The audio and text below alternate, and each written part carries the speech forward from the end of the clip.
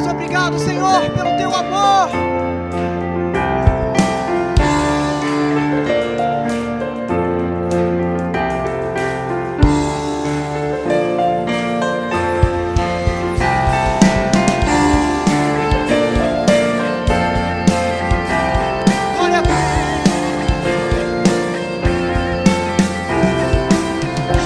Nasceu, Deus enviou seu Filho ao mundo, viveu a exata expressão do Pai, sofreu, homem de dores,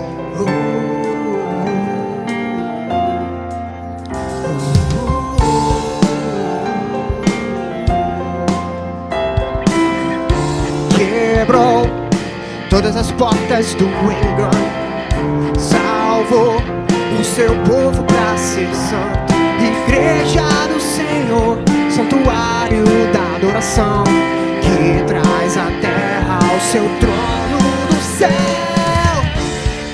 Amar como Ele nos amou, viver a vida como Ele quer para o seu louvor. Amar como Ele nos amou, viver a vida como Ele quer para o seu louvor. Somos feitos para o adorar. Glória a Deus, Senhor. Agite-nos, ajude-nos, ó Deus, a amar.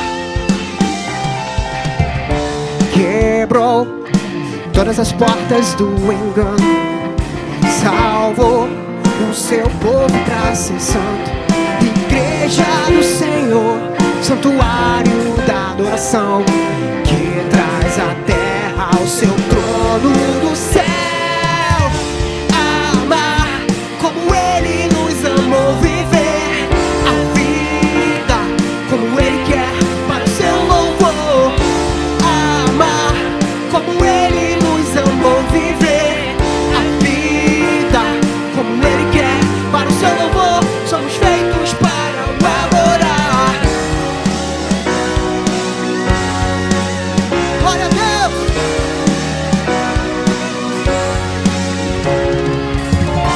Amar como Ele nos amou, viver a vida como Ele quer para o seu louvor.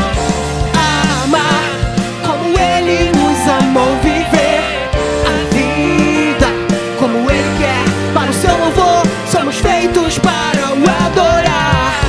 Amar como Ele nos amou, viver a vida como Ele quer para o seu louvor. Amar como Ele nos amou, viver a vida como Ele quer para o seu louvor. Somos feitos para o adorar. Glória a Deus. Aleluia! Glória a Deus. Aleluia, glória a Deus. Graças e paz, irmãos. Os irmãos acabaram de louvar, acabaram de abrir os pulmões. Foi só um ensaio. Graças e paz, irmãos. Amém. Glória a Deus. Agora melhorou, mas ainda pode ser melhor. Motivo de alegria, irmãos, estar novamente aqui com vocês para nós estudarmos juntos um pouco da palavra do Senhor e daquilo que Ele tem para cada um de nós. Quem está feliz nessa noite, diga amém. Amém. Glória a Deus. Meus irmãos, nessa noite eu gostaria de conversar com vocês sobre o tempo. Não é o seu tempo, mas sobre o tempo em que nós estamos passando. Nessa noite vamos falar sobre conhecendo o tempo, conhecendo os tempos e o tempo atual. Eu separei 2 textos. O primeiro se encontra na carta de Paulo aos Romanos, no capítulo 13, no versículo 11. E o segundo texto está na segunda carta de Paulo a Timóteo, no capítulo 3, no versículo 1. Vamos lá em Romanos 13, 11. Na tradução que tenho em mãos, diz o seguinte, versículo 11. E isto digo conhecendo o tempo, que já é hora de despertarmos do sono, porque a nossa salvação está agora mais perto de nós do que quando aceitamos a fé. Em 2 Timóteo, capítulo 3, no versículo 1, versículo bem curto: sabe, porém, isto, que nos últimos dias sobrevirão tempos trabalhosos, ou tempos difíceis. Quando nós paramos e pensamos, nós acabamos vendo, realmente, talvez para alguns, até mais do que para outros, mas estamos em tempos trabalhosos. Uma coisa bastante interessante, no livro de Romanos, a epístola de Romanos, é a maior epístola de Paulo, e é considerada por muitos como a sua melhor carta, sua melhor epístola. E ela contém, interessante, ela contém a explicação mais completa da doutrina da justificação pela fé em Cristo Jesus. Está na carta de Paulo. Mas, continuando, meus irmãos, isso foi só uma questão de curiosidade. Mas todas as vezes que nós falamos, na Bíblia, que a Bíblia toca, falando sobre avivamento e despertamento espiritual, nós observamos algo relacionado ao tempo. Todas as vezes que a Bíblia toca em avivamento, fala em despertamento, ela fala sobre tempo. Quando nós vamos lá no livro de Atos dos Apóstolos, no capítulo 2, no versículo 17, nós vemos ali Pedro falando o quê? Nos últimos dias, que o Senhor derramaria do seu Espírito sobre todo o quê? Sobre toda a terra. Palavra do Senhor, escrita ali pelo apóstolo Pedro. Então, meus irmãos, nesse momento, eu gostaria de falar com vocês, trazer isso para o tempo atual, para o tempo em que nós estamos inseridos agora. Eu gostaria de fazer 5 observações sobre os tempos atuais. Primeira observação, meus irmãos, nós estamos o quê? Vivemos tempos difíceis. Ou está fácil? Está difícil ou está fácil o tempo hoje? Vivemos tempos difíceis. Acabamos de ler lá em 2 Timóteo 3:1. O que fala lá em 2 Timóteo 3:1? Volta um pouco lá, Gigi. 2 Timóteo 3:1. Sabe, porém, isto, que nos últimos dias sobrevirão tempos trabalhosos. Então, voltando, estamos vivendo tempos difíceis. Foi exatamente isso que há aproximadamente 2000 anos atrás, Paulo já escrevia o quê? Para Timóteo. Já pensou? Bíblia é extremamente atual. Foi escrita há milhares de anos, mas em todo momento que nós lemos, nós encontramos o quê? O que acontece hoje.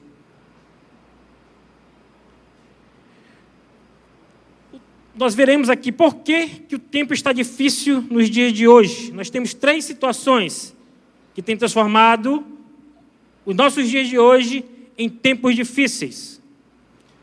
Primeira situação que nós temos encontrado hoje, e essa situação tem estado em voga em todos os meios de comunicação, na mídia, em todos os lugares. Primeira coisa, a ridicularização dos valores morais e éticos cristãos.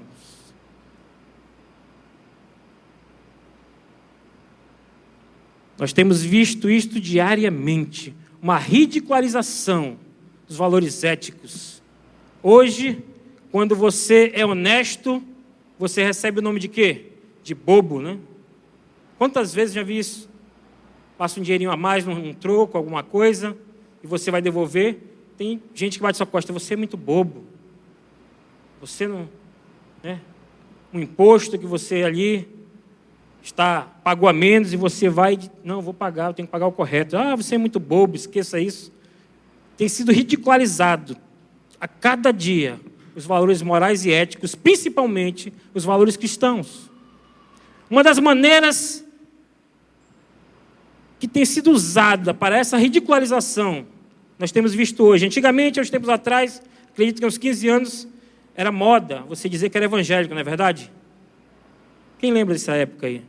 Os irmãos estão calados, estão tristes, né? Vocês estão tristes, irmãos? Tudo calado, tudo sério. Participar mesmo, vamos, pode ir falando.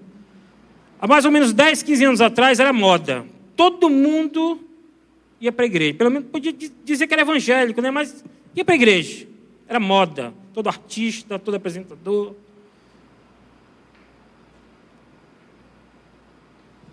Mas naquele tempo ainda se tinha uma pregação do evangelho mais light, mas tinha. Hoje em dia, se tem todo tipo de igreja. Igreja é para quem gosta de homem, para quem gosta de mulher, para quem gosta... Não vou nem falar muito, que é filmado e pode ser prejudicado. Hoje a gente não pode falar, tem certas coisas que a gente não pode falar. Mas hoje em dia, antigamente você ia para a igreja para ter um encontro com Deus, para estar na presença do Senhor. Hoje em dia se criaram igrejas gourmet. A igreja que atende à necessidade da pessoa. Essa igreja aqui, os irmãos falam desse costume, então vou para aquela que aquela permite. Não é verdade? Igreja inclusiva, igreja não sei do que, igreja não sei das quantas. Meus irmãos, isso se chama ridicularização dos valores morais e éticos, principalmente dos valores cristãos. Uma vez eu estava assistindo um programa na TV, onde estava se falando de costumes, de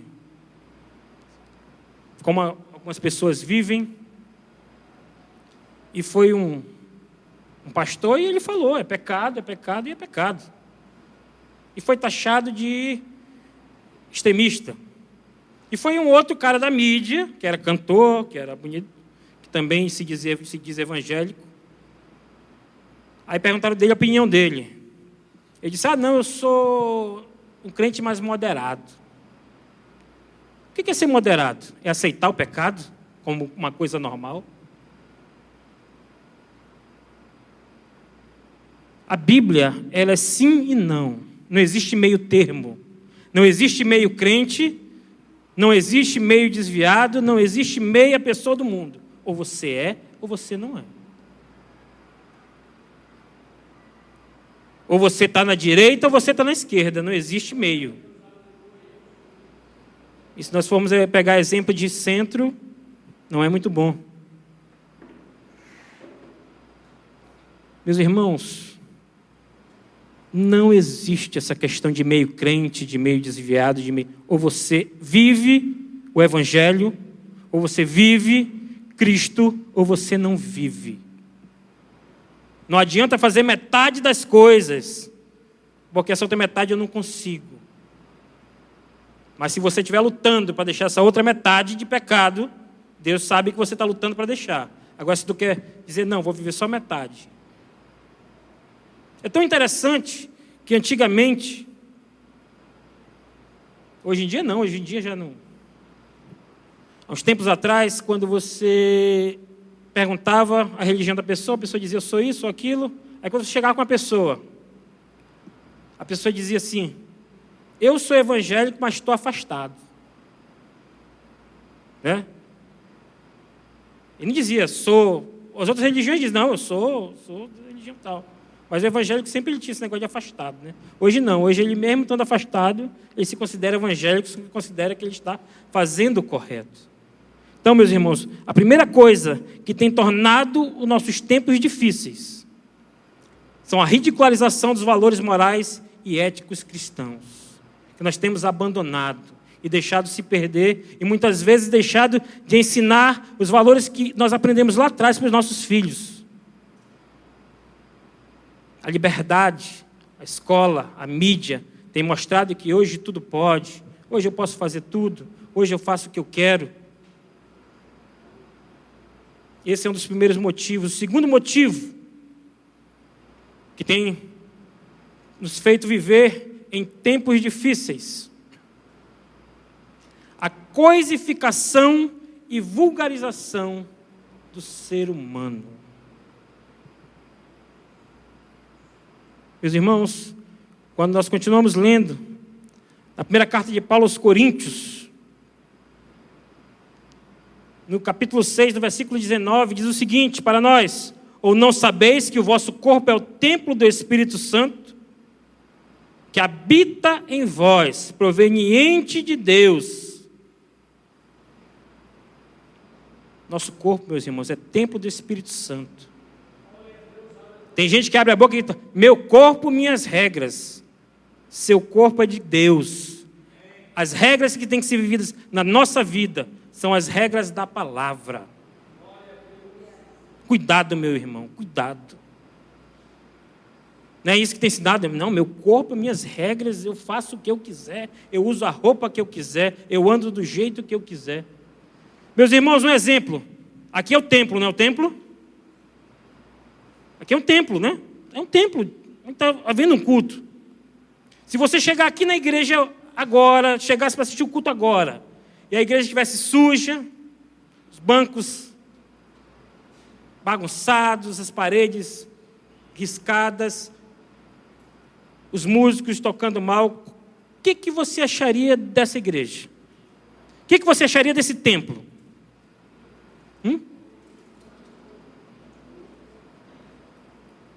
Se seu corpo é templo do Espírito Santo, e você quer que o Espírito Santo habite em sua vida, você vai receber ele dessa forma,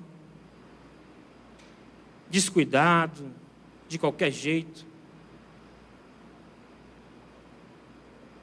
Da mesma forma que você quer um templo limpo para cultuar ao Senhor, você tem que ter também um templo limpo para o Espírito Santo poder habitar em você.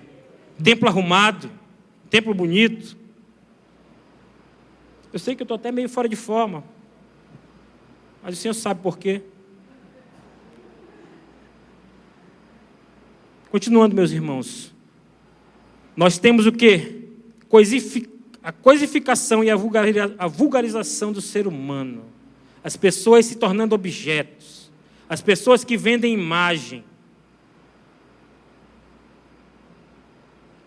O homem foi criado à imagem e semelhança de Deus. O homem teve essa honra de ser criado à imagem e semelhança. E o inimigo tenta destruir o quê? A criação do Senhor. Criando costumes, criando modismos, lançando informações, lançando mentiras, e o povo tem só absorvido. Tem o quê? Deixado se perder. Tem gente que muda a aparência, não é fazendo plástica, não. Estava vendo na internet, eu vi uma pessoa que ela tatuou o corpo todo, meteu uns negócios na cabeça. Ele tinha uma aparência, antes de fazer isso, já não era muito boa, né? E faltava nele beleza. Acho que ele fez isso para ficar, ficou pior. Brincadeiras à parte, meus irmãos. Mas o que tem se acontecido isso? Tem se vulgarizado o ser humano. A criação mais perfeita de Deus. É por isso que o inimigo ataca. Porque a criação mais perfeita, a obra-prima de Deus é o homem. Por isso o inimigo que ataca o homem. Tudo que o inimigo faz é para, no final de tudo, você vê e ataca o homem. E o homem tem deixado acontecer. Ah, não, acontece isso porque é para acontecer, é o destino. Se você acredita no destino, tenha pelo menos o seu destino traçado dentro da vontade de Deus. Terceira coisa que tem tornado os tempos difíceis. Nós estamos vivendo hoje um tempo o quê? Da libertinagem e da incredulidade. Prestem bem atenção. Libertinagem e incredulidade. Quando nós vamos lá no sentido filosófico das palavras, o que é liberdade? Liberdade é o quê?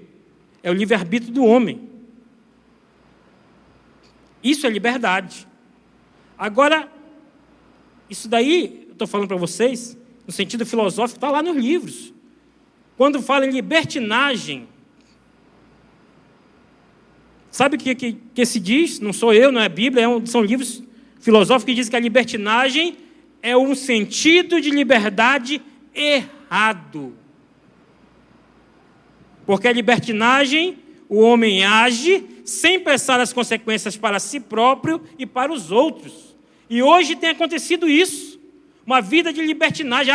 Eu quero liberdade. Liberdade para quê? Você tem liberdade. Apesar de estar deixando ela se perder aos poucos, de não querer lutar pela sua liberdade realmente, mas pela liberdade realmente. Meus irmãos, hoje, vou falar um pouco sobre isso daqui a pouco, nós temos exemplos.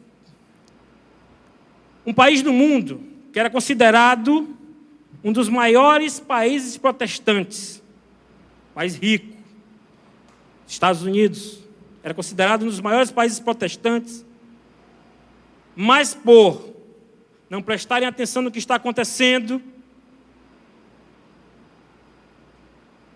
por muitas vezes lá as eleições não são obrigatórias, você vai se você quiser, e não é nem feriado, então o cara ou ele chega atrasado no trabalho, ele falta trabalho para ir lá votar, mas tem gente que vai, e muitas vezes por fecharem os olhos desse tipo de coisa. Estive numa reunião dos Gideões há pouco tempo, Gideões Internacionais.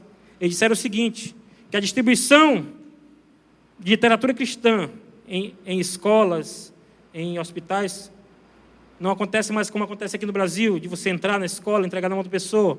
Você fica no caminho, na saída da escola, na saída do hospital, e estica a mão com o Novo Testamento. Não pode falar nada, porque você não pode assediar a pessoa. Você estica a mão com a literatura, e se a pessoa pegar e parar para falar com você, você pode falar do amor de Jesus. Se ela só pegar e for embora, e se ela também não olhar para ti e for embora, hoje ainda temos, e temos que ter cuidado, ainda temos a oportunidade de chegar com alguém na rua, entregar uma literatura, falar do amor de Deus, orar por aquela pessoa. Ainda temos. Mas temos que ter cuidado. Porque tempos difíceis estão acontecendo e tenho certeza, não vai melhorar se nós, como cristãos, não tomarmos providência. Não é fazendo guerra, não é com força, mas orando e fazendo a nossa parte. Sabendo escolher as pessoas que fazem leis. Não existe em religião, em filosofia, em ideologia, para essas pessoas não existe meio termo. Mas eu sou moderado. Não existe. Ele pode até dizer para te enganar. Mas, meus irmãos, vou falar uma estatística aqui para vocês, dos Estados Unidos, inclusive. No século XIX, houve uma guerra nos Estados Unidos, uma guerra civil, entre o norte e o sul, onde morreram 600 mil, estou falando de americano, não é no mundo. A guerra nos Estados Unidos, onde morreram 600 mil americanos. Vejam bem esse dado. Já no século XX, nós tivemos a Primeira Guerra Mundial, onde morreram 125 mil americanos. Tivemos a Segunda Guerra Mundial, onde morreram 600 mil americanos. Tivemos a Guerra da Coreia, lá eles guerrearam, onde se houve a divisão, Coreia do Sul, Coreia do Norte, onde morreram 56 mil americanos. E teve a Guerra do Vietnã, onde morreram 55 mil. Fazendo uma soma rápida, dá em torno de 1,5 milhão de pessoas. Mas quando nós vamos ver os dados do Centro de Controle de Doenças americano, e fazemos um estudo de 2014 a 2017, que foi considerado uma época onde houve uma queda, prestem bem atenção, uma época onde houve uma queda na quantidade de abortos, que lá é legalizado. Olha aí, lá é legalizado. De 2014 a 2017, houveram 862 mil abortos. Mais de metade da quantidade de pessoas que morreram em guerra.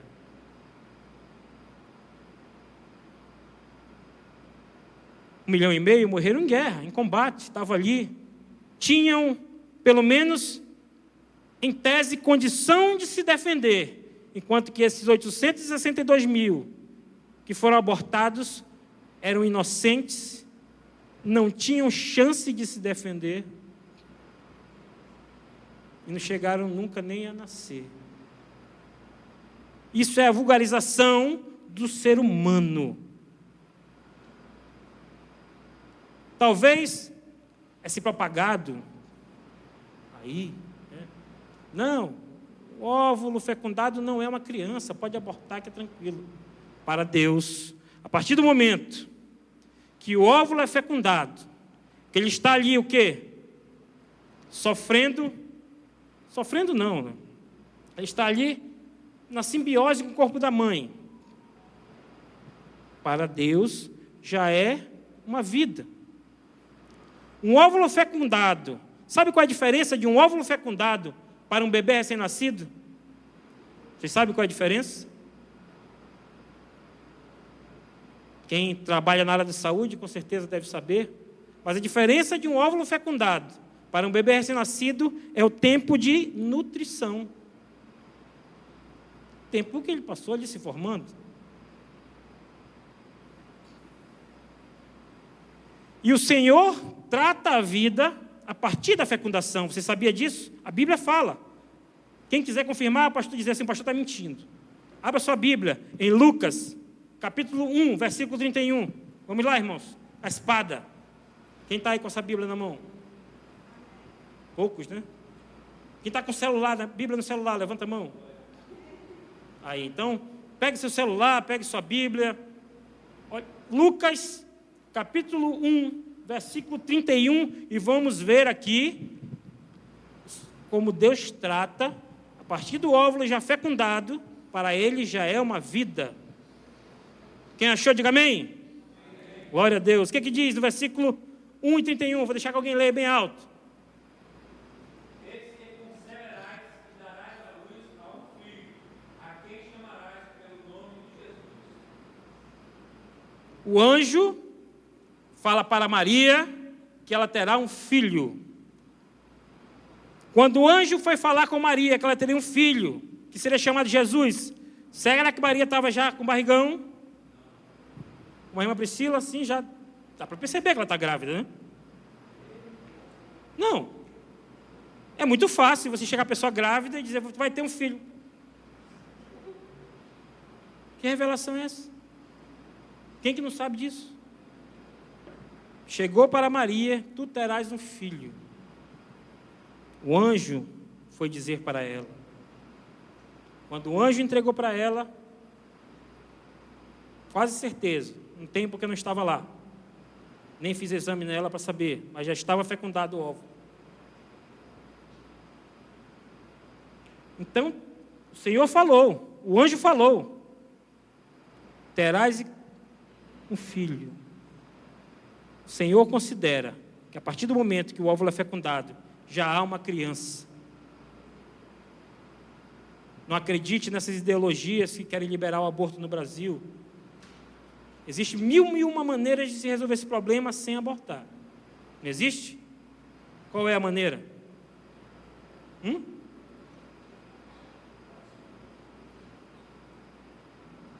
Qual é a maneira de não ter um filho no momento indesejado?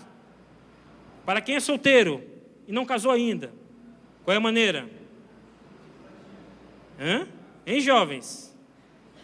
Apesar do mundo pregar aí fora, mas para nós, jovens aqui da igreja, apesar de ser jovem, sou casado, mas ainda sou um jovenzão ainda. Pouco tempo eu estava na sala de jovens sentado aí. Adolescentes, né? Pouco tempo era na sala dos adolescentes. Pouquinho tempo. Acho que eu saí dos adolescentes direto para casal, acho, me lembro. Meus irmãos, existe uma maneira para você que é solteiro evitar um filho. E é facinho, facinho, facinho. Não gasta nem dinheiro. Economiza. Faça a vontade do Senhor. É difícil, mas faça. E para você que é marido, mulher, que é casado, existem outras maneiras. Que no Casados para Sempre, pastor Josafá e pastor Cristina também ensinam. Então, meus irmãos, é errado. Aborto é assassinato. Não devia nem estar falando isso, que isso está sendo filmado, meu Deus, é problema para mim. Mas meus irmãos, a partir do momento que se diz que o aborto é liberado, você está coisificando, você está o quê? Deturpando a vontade de Deus e transformando o homem em nada. Muitos dizem que o homem é um animal, que veio do macaco. Eu não sei, eu não vim de macaco nenhum, não. Se alguém veio e acha que veio, a vontade é sua. Mas eu sou o quê? Um ser criado por Deus, que me tornei seu filho por tê-lo aceitado. Mas se alguém quiser e acha que veio do macaco, você é livre para achar o que você quiser. E tem gente até que veio do macaco e ainda está no meio termo ainda, né? Conheço alguns que a gente olha para ele assim, rapaz, esse cara está no meio termo da evolução. Então, meus irmãos, temos que ter cuidado. Os tempos têm se tornado difíceis por essas três coisas que nós, como crentes, temos fechado os nossos olhos e deixado acontecer. Com ridicularização dos valores morais e éticos cristãos, coisificação e vulgarização do ser humano, da libertinagem e incredulidade. Continuando, meus irmãos. Trazer para vocês uma nota histórica, até coloquei no esboço para a célula. 1989. Quem lembra de 89? Talvez não tivesse nem nascido. Mas em 89, houve uma discussão psicanalítica criada por um grupo na Europa. E eles publicaram um documento, se você procurar na internet, esse documento está lá. Quem estuda psicologia, com certeza deve ter visto esse documento, deve ter lido, que diz o seguinte, olha só, em 1989, dizia o seguinte: nós não estamos vivendo uma inversão de valores, nós estamos vivendo uma demolição, uma destruição de valores. Eles não estão sendo invertidos, eles estão sendo extinguidos, estão sendo apagados, estão sendo destruídos. Se o homem não tiver limites que corrijam o seu modo de vida, ele se tornará cada vez mais insaciável.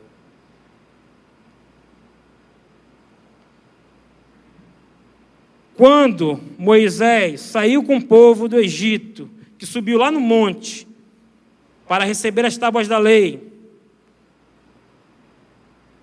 será que Deus mandou ele subir lá para lhe dar leis porque queria criar uma regra, ou porque era necessário?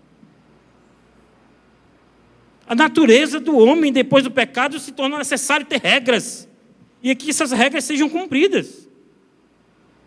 O homem não sabe viver livre, mesmo você tendo liberdade. Quando a palavra diz, conhecereis a verdade vos libertará.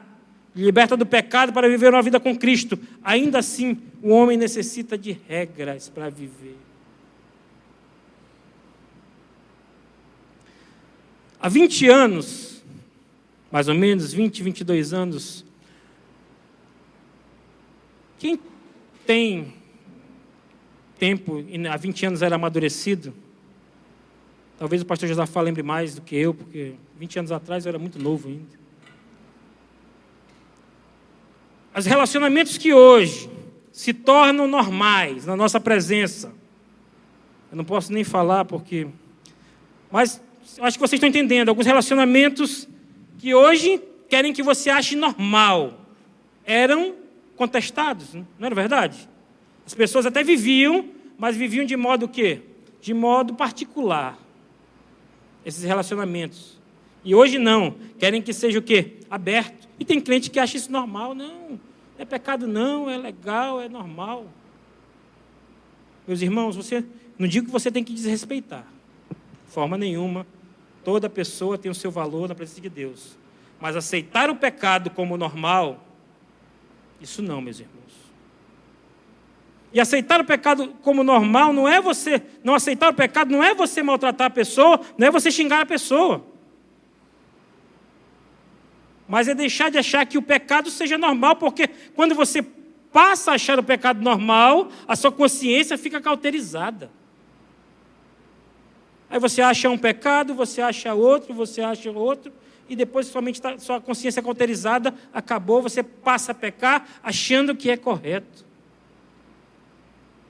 Deus não nos criou para achar o pecado correto.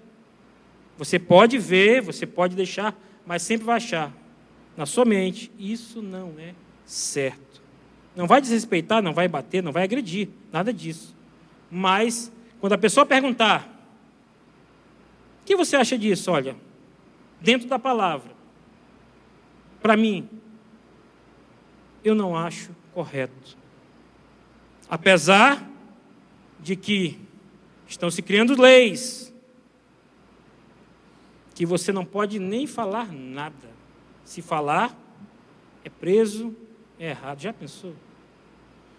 Nos Estados Unidos mesmo, foi revogado pelo ex-presidente e agora parece que vai retornar novamente com o atual presidente. Os pastores das igrejas pegam os seus sermões, que são pregados no domingo, fazem um esboço e tem que mandar para um setor do governo que analisa aquele sermão e vê se o sermão... Veja bem, se o sermão não está desrespeitando os direitos das minorias. Quer dizer, até o evangelho lá querem interferir na pregação dos pastores. E se nós deixarmos isso, vai acontecer no Brasil também. Quando nós vamos lá na Suécia, a Suécia é considerada o berço do cristianismo. Na Suécia é considerado o berço do cristianismo moderno. Lá na Suécia, existe um partido chamado Partido Popular Liberal, em que lá, mesmo sendo crime, eles vêm há vários anos tentando descriminalizar o incesto. Vocês sabiam disso? Já vem há vários anos, desde 2016, 2017, eles vêm lutando. É um partido político lá, que vem descriminalizar o incesto. Lá é crime. Aqui no Brasil, entre irmãos, se for consentido, parece que não chega a ser crime. Se forem mais... Lá eles querem descriminalizar, lá é crime. Lá for irmão, qualquer parente de primeiro grau é crime. Mas é um partido político que quer que seja liberado, meus irmãos. Nós temos que ter cuidado, muito cuidado. Porque daqui a pouco no Brasil vão estar querendo fazer a mesma coisa. Segundo ponto, meus irmãos, do tempo difícil. Vivemos tempos de apostasia. Biblicamente, o que é apostasia? Alguém sabe? Quem é professor? Apostasia é negar os fundamentos da fé, além do que? De não acreditar em Deus. Temos vivido estes momentos. Pessoas que têm negado a sua fé e pessoas que têm deixado de acreditar em Deus. Porque o apóstata, ele faz o quê? Ele atribui aquilo que é obra de Deus a outra pessoa. Atribui o milagre de Deus, feito por Deus na vida dele, ou na vida de alguém que ele conhece, ou na vida de outros, a ciência, a destino.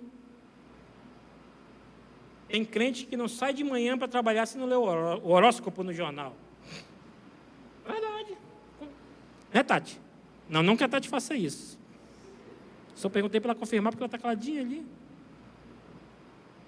E eu tinha um professor meu que trabalhou no jornal.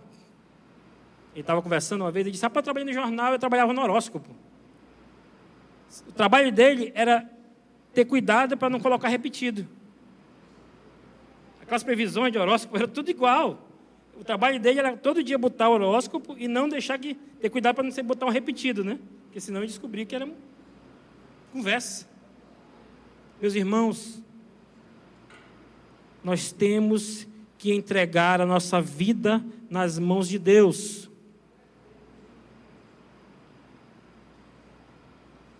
Quando nós apostatamos da nossa fé, nós passamos o quê? A acreditar em coisas erradas. Você vai dizer assim, pastor, eu estou aqui na igreja, eu estou com Deus, dificilmente eu vou apostatar minha fé, eu estou normal. O povo hebreu saiu do Egito, viu o Senhor abrir o mar vermelho, viu a coluna de fogo durante a noite, viu a coluna de nuvem durante o dia, comia maná do céu, e quando Moisés subiu ao monte para receber as tábuas da lei e demorou, o que foi que eles fizeram? Estavam lá vendo milagre, vivendo milagre, mas foi só Moisés sumir um tempo, foram lá e fizeram um bezerro de ouro. Então é difícil ou é fácil você ser enganado pelo apóstata? Ou você se tornar um apóstata, apostatar sua fé? Não é difícil. O povo estava lá vendo milagre. Foi só Moisés se afastar, fizeram logo um bezerro. Primeira festa do boi, primeira festa de boi do mundo. Foi lá no deserto. Depois veio, caiu aqui.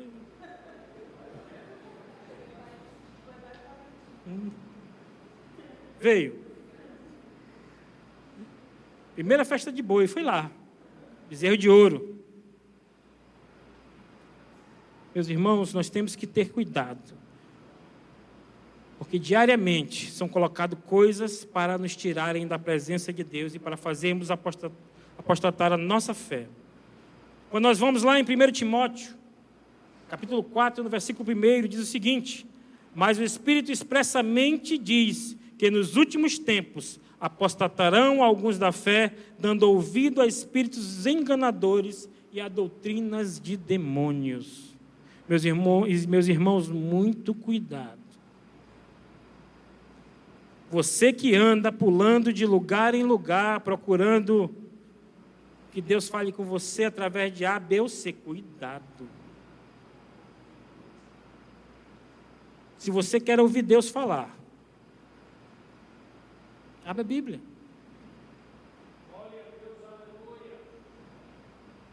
Se você abrir a Bíblia, tenha certeza que a palavra é verdadeira. Não vai ter profetada, não vai ter... A palavra que está escrita, ela é verdadeira. Cuidado você que anda pulando de lugar em lugar.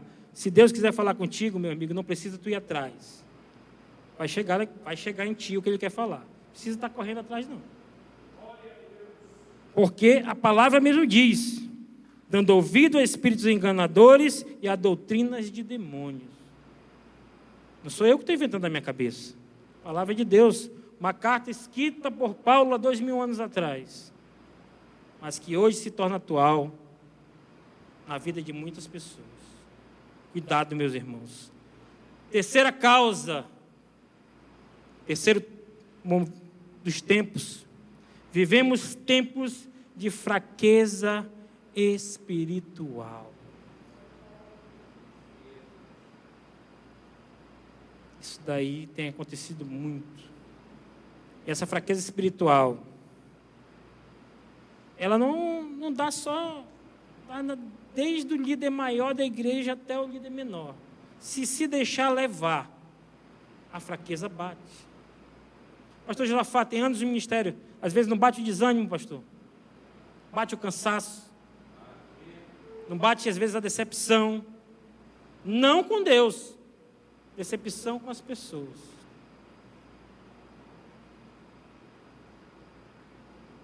Isso é um mal que tem acometido muito. Frieza espiritual. Os cristãos hoje, têm se permanecido indiferentes ao quê? Ao que Deus está fazendo. Hoje, se você está vivo, é um milagre. Tem pessoas que esquecem disso. Hoje, os cristãos têm fechado o olho e permanecido indiferente o quê? Às necessidades do reino. Ah, Deus precisa ter necessidade, não. A necessidade do reino é de você se entregar ao reino. E principalmente que os irmãos têm fechado os olhos às necessidades dos irmãos. Meus irmãos, a palavra de Deus é bem clara. Primeiro em Jerusalém. Prestem atenção. Primeiro em Jerusalém, depois da Judéia, Samaria e o restante do mundo. Muitas vezes nós temos feito as coisas, mas temos esquecido o nosso convívio.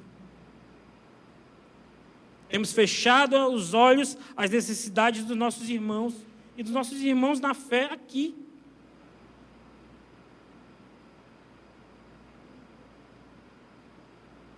Nós temos visto na nossa célula um exemplo muito grande, a dificuldade muitas vezes para juntar uma cesta básica. E às vezes a gente junta, mas até falta alguma coisa ou outra, mas o irmão que recebe está precisando, para ele já está bom. Meus irmãos, primeiro em Jerusalém, depois na Judéia e Samaria, meus irmãos. Não feche os olhos, porque às vezes os irmãos estão passando do seu lado. Não seja frio. Se compadeça. Se você não puder fazer nada, pelo menos ore por ele, chore com ele, ande com ele. É difícil, não é difícil? Mas com certeza. Quando eu estava na outra igreja, tinha uma hora que eu gostava muito de fazer o seguinte. No final aqui o pastor Zafá fazia isso, né? Quem está nos visitando, levante a mão. Primeira vez, né? Os irmãos levantam. E lá a gente fazia também, era antes da pregação. Quem está nos visitando a primeira vez, levante a mão, a pessoa levantava, alguém deu um braço. Aí eu gostava sempre de fazer o seguinte, meu irmão, fique de pé. O grupo de louvor sempre preparava um hino de comunhão. Tem vários hinos. E eu pedi, irmão, sai do seu lugar, vá lá com o seu irmão. Não é com o visitante, não. É com o seu irmão mesmo, do banco, aí, com o seu irmão do seu lado. Às vezes a gente passa a semana todinha, de segunda até domingo, sem falar. Por quê? Porque nós temos outras, como é que se diz? Responsabilidades, outras coisas que fazemos, né? Outras ocupações seculares que tomam o nosso tempo. Às vezes, tem irmãos aqui que só encontram no domingo. Semana toda, não sei o que aconteceu com ele, se ficou doente, se está precisando de alguma coisa. Não é verdade? Às vezes acontece isso. Nós temos outras obrigações seculares que tomam nosso tempo. Então, eu fazia no domingo o seguinte, levante do seu lugar, vá lá com o seu irmão, dê um abraço, aperte a mão dele, dê uma paz do Senhor, diga um Deus abençoe, porque para você o que muitas vezes é uma pequena palavra, olha aí, que para você pode ser naquele momento uma pequena palavra, pode fazer uma grande diferença naquele momento, na vida daquele irmão. Você sabia disso? Às vezes você com aquele irmão, Deus te abençoe, meu irmão. Talvez para você falou por costume, falou porque... Mas talvez naquele momento que aquele irmão está passando, você não sabe. Mas essa pequena palavra e esse pequeno gesto que você faz pode fazer uma grande diferença na vida dele. Por isso, meus irmãos, não vamos deixar que venha esfriar os nossos corações. Não vamos deixar de perceber as necessidades dos nossos irmãos. Não vamos fechar os nossos olhos para aquilo que Deus tem feito nas nossas vidas.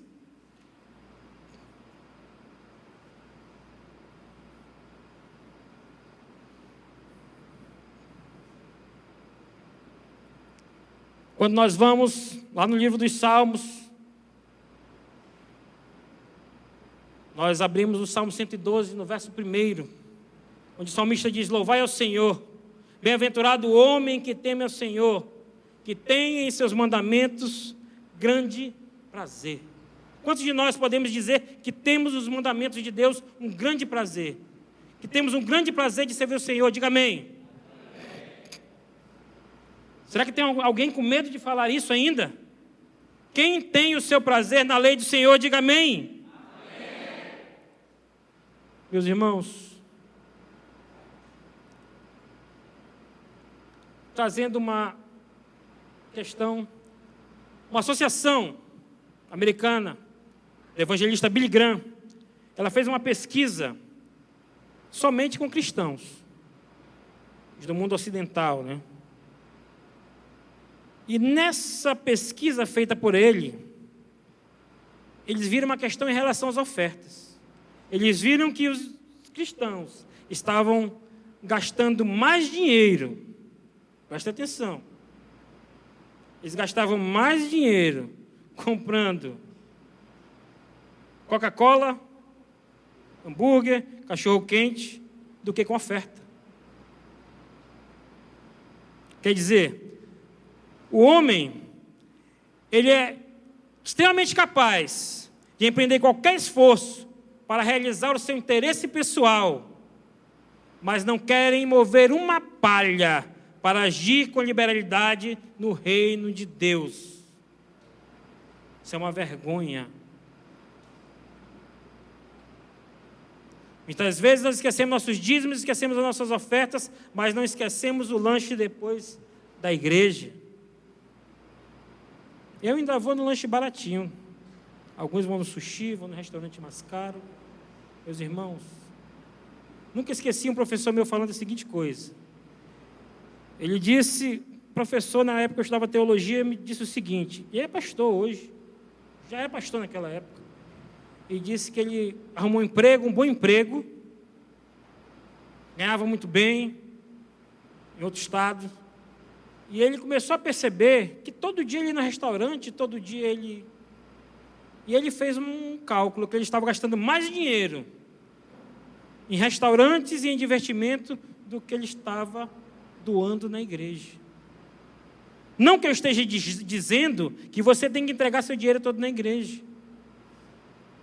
Não que eu esteja dizendo que você não pode ir lanchar, você não pode de vez em quando.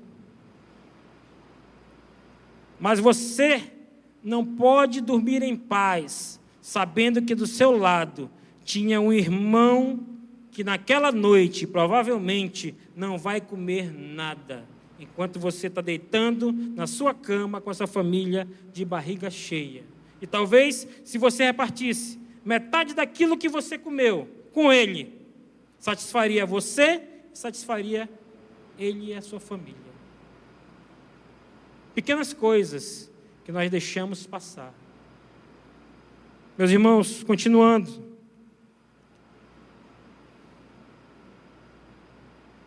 Quarto, só tem mais esse mais outro ponto de tempo. Nós estamos hoje vivendo tempos de avivamento. O avivamento está vindo. Vem uma grande onda de avivamento para o Brasil. E quem estiver preparado para acompanhar este avivamento, com certeza vai ter grandes vitórias. Vi a pregação uma vez de um pastor que estava pregando, pastor estrangeiro, e ele disse bem assim uma coisa muito interessante. Ele disse, esse avivamento veio para nós, no seu país, mas os cristãos daquele país não receberam esse avivamento, e o avivamento passou. O avivamento está chegando no Brasil. E que nós também não façamos como aquele país, para que não tenham pastores que quando forem pregar, falem isso. Mas que nós possamos receber esse avivamento e darmos continuidade. E fazermos essa onda crescer ainda mais.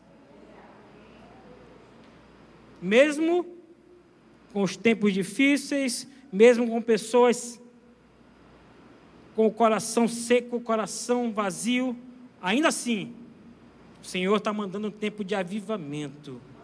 Em Abacuque, capítulo 3, versículo 2, ele diz o seguinte, ouvi, Senhor, a tua palavra e temi. Aviva, ó Senhor, a tua obra no meio dos anos. No meio dos anos, faze-a conhecida. Na tua ira, lembra-te da misericórdia. profeta do Senhor estava ali pedindo o quê? Avivamento no meio do povo. Avivamento no meio dos anos. E nós não devemos desvanecer nessa caminhada. Nós precisamos ter esse avivamento. E precisamos o quê? Ter uma nova visão missionária. Lá em João, versículo 4, capítulo 4, versículo 35, diz o quê? Levantei os olhos para o campo e veio a seara. O campo está branco para a colheita. E o Senhor está vindo. Os ceifeiros estão ceifando, porque o Senhor da seara está vindo para ver a colheita. E quinto, meus irmãos, nós vivemos hoje um tempo onde nós devemos o quê? Buscar a Deus. Isaías 55, versículo 6 diz o quê? Buscai ao Senhor enquanto se pode achar, invocai enquanto o quê? Está. Invocai enquanto o quê? Buscai enquanto se pode achar, meus irmãos. Meus irmãos, hoje nós ainda temos a liberdade de estarmos aqui reunidos, num templo climatizado, falando a palavra do Senhor, de publicar a palavra nas redes sociais. Existem países que hoje não podem mais fazer isso. E existem países bem próximos aqui de nós, do lado, que já não podem também fazer isso. E outros que estão caminhando para isso. E nós no Brasil temos essa bênção. Temos a bênção de estarmos recebendo o avivamento. E temos a bênção ainda de podermos estarmos aqui cultuando livremente. Mesmo com todos os atrapalhos, com todas as leis sendo onde tentam criar, mas ainda temos esse momento que estamos aqui. Esse momento que estamos aqui na presença de Deus, sem nenhuma vergonha. Então, meus irmãos, nós temos que dedicar o nosso tempo ao Senhor, porque tempos difíceis estão chegando e nós devemos estar preparados. O homem tem o livre-arbítrio e esses tempos podem se tornar mais difíceis se o homem não souber tomar a decisão certa. Muitas das dificuldades estão nas nossas próprias mãos. E se nós não tomarmos uma decisão certa, nós podemos tornar a nossa vida muito mais difícil. Não uma vida espiritual, porque nós temos o Senhor conosco, mas uma vida o quê? Uma vida secular. Meus irmãos, para concluir, posso dizer a vocês que nós não venhamos fazer parte de um grupo de cristãos o quê? Apóstatas. Cristãos espiritualmente frios. Vivamos o quê? Um tempo de avivamento e de busca por Deus. O Espírito do Senhor ele está atuando hoje em 3 áreas. A primeira área de atuação do Espírito Santo hoje, do Espírito do Senhor, está atuando em uma salvação de grande escala. Ele está querendo salvar muitos. Muitos estão se afastando, mas o Senhor está aqui para salvar muitos. Segundo, manifestação de dons espirituais. Meus irmãos, o Senhor quer manifestar os seus dons. Não é que você vai sair sapateando, gritando, pulando.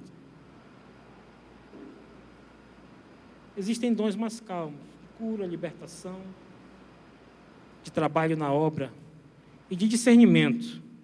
Talvez seja o principal que nós temos que ter na nossa vida, o dom do discernimento. E terceiro, meus irmãos, o batismo no Espírito Santo. O Senhor quer batizar e quer salvar a sua vida. E nessa noite eu rogo que todos nós sejamos cheios do Espírito Santo em Cristo Jesus. Amém? Fiquemos de pé e vamos orar nessa noite, agradecendo a Deus por essa palavra maravilhosa. Quero orar com você nessa noite. É noite de cura, é noite de libertação, é noite de bênção. O Senhor está passando para entregar a tua bênção. Se você estiver preparado para receber, não deixe a bênção passar. Deus maravilhoso, Deus bendito, soberano, Senhor. Obrigado, Senhor, por este momento que estivemos aqui, Senhor, na tua presença, Senhor. Para aprender, Senhor, mais da tua palavra e mais daquilo que o Senhor tem para falar em nossas vidas e em nossos corações, Senhor. Obrigado, Senhor, por cada um que esteve aqui, Senhor, e ouviu da tua palavra. Por cada um, Senhor, que vai ouvir pelos canais, Senhor, daqui desta igreja de comunicação, Pai. Pai, em nome de Jesus.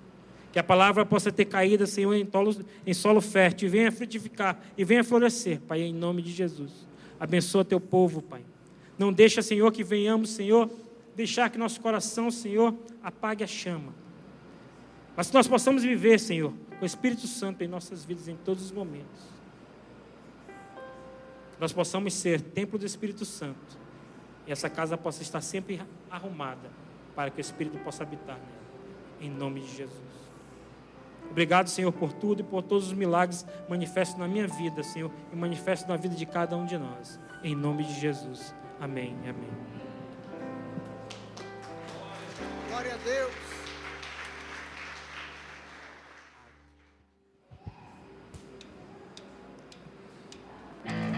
Aleluia. O amor do nosso Senhor não falha. Ele é perfeito. Aleluia. Obrigado, Senhor.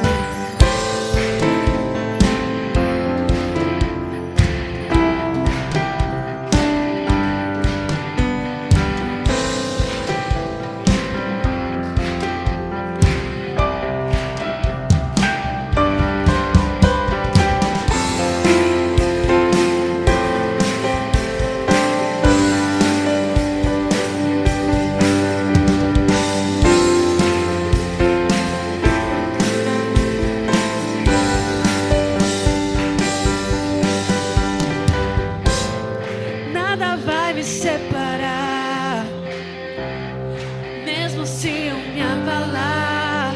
Teu amor não falha, não. Mesmo sem merecer, tua graça se derrama sobre mim, pois teu amor não falha.